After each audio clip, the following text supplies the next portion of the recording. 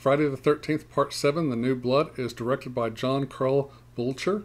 This movie is a horror thriller sci-fi movie. Friday the 13th Part 7, The New Blood, stars Terry Kaiser as Dr. Cruz, Laura Park Lincoln as Tina Shepard, Susan Blue as Amanda Shepard, and Kane Hodder as Jason Voorhees. This movie is rated R for intense scenes of violence and gore, plus frightening images, also language, sexual situations, nudity, and alcohol and drug use. This movie has a runtime of 1 hour and 28 minutes. Friday the 13th Part 7, The New Blood, was released in theaters in the United States on Friday, May 13th, 1988. After witnessing her alcoholic father physically abusing her mother, a young Tina Shepard attempts to escape the chaos at home and heads out onto Crystal Lake in a boat. When her father follows her in an attempt to stop her, Tina's dormant telekinetic abilities emerge and she accidentally destroys the dock her father is standing on, causing him to fall into the lake and drown. Years later, a teenage Tina is still struggling with remorse surrounding her father's death. Her mother, Amanda, takes her to the same lakeside residence as part of her treatment from her psychiatrist, Dr. Cruz. He begins a series of experiments, verbal assaults designed to agitate Tina's mental state, forcing her powers to become more pronounced. In reality, he's only trying to exploit her psychic powers. After a particularly upsetting session with Dr. Cruz, Tina runs from the cabin and to the dock, thinking about her father's death.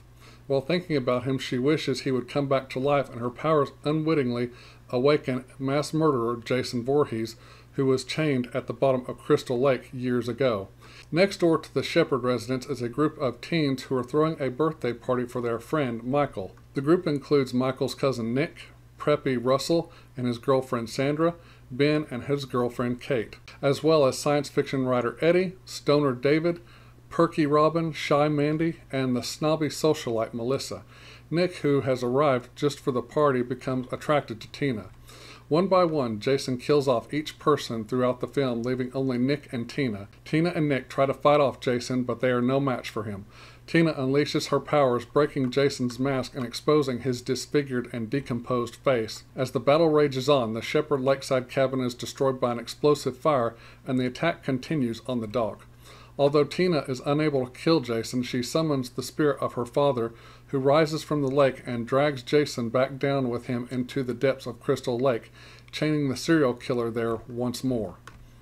That is the summary synopsis for the film. Now, here are my negatives. Oh my gosh, where to begin? This film is plagued by so many bad things, I don't know where to even start. So, I guess let's just start here. The writers. So I'm guessing the writers did not have any better ideas for a story, so they all decided, hey, let's do a sort of X-Men story inside the Friday the 13th Jason Voorhees franchise. The writers came up with, let's do a child teenager with psychic telekinetic abilities to take on Jason. So this is basically Jean Grey versus Jason Voorhees. Yeah, that makes a lot of sense, doesn't it? The characters were terrible, especially the teenagers next door to where Tina, her mom, and Dr. Cruz were living. They were one-dimensional, had no real build-up. They're just there for Jason to have people to kill in this movie. The actors who play the characters were not any better, but they did not have very much to work with, so really, I'm not going to come down on them too hard. The look of Jason was horrible. Yeah, I know he has been chained up underwater for many years, and that his face took a propeller blade from the boat engine to the face in the last movie, and that his face is decomposed, but they did not have to show how messed up it really was. They should have left that hockey mask on his face the entire time in this movie. Plus, some of his back and bones were exposed. I mean, it was sickening to look at, especially his face. The look of the film is dirty looking. I don't know if it was the cameras or the filters used on the cameras, or the lighting, or the location itself where this film was shot, but the film and look of it all just looked dirty, muddy, hazy, foggy, and the colors used in the film were browns, very dark greens, dark grays, some blacks. It's just not pleasant to look at all. Most of the kills happen off screen, so we never really see the kills, but this wasn't because the filmmakers did not want to show the kills. This was unfortunately the result of the stupidity of the MPAA, the Motion Picture Association of America. This is not just one antagonist in this film, but there are three. There is, of course, the most obvious, Jason Voorhees, the main threat, the serial killer. Then there's Dr. Cruz, who's using Tina and her powers for his own agenda.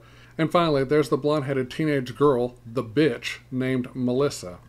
There did not need to be these other two antagonists. The only antagonist needed in a Friday the 13th film is Jason Voorhees. These are all my negatives. I really don't have anything positive to say about this film, so now it's grading time. I'm going to give Friday the 13th Part 7, The New Blood, a big fat F.